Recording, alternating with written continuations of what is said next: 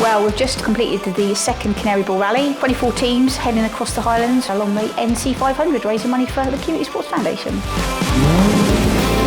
Simon, the founder of Credo, he started first rally in 2019 and we thought we wanted to carry that legacy on. 4 days of sheer joy. I've had the time of my life. Really good fun. I'm really pleased I went. It was something I'd always wanted to do, and having this opportunity to tick something off the bucket list whilst raising money for a worthwhile cause was well worth it. I had no idea Scotland was so beautiful, and it was absolutely awesome. Fantastic money raised for brilliant charity, great bunch of people to do it with, and the best team in the world through Credo and CSF made it happen. This rally is all about raising money to help young people achieve their goals through sport. I can't explain just how much, £60,000 will make a difference. It's huge.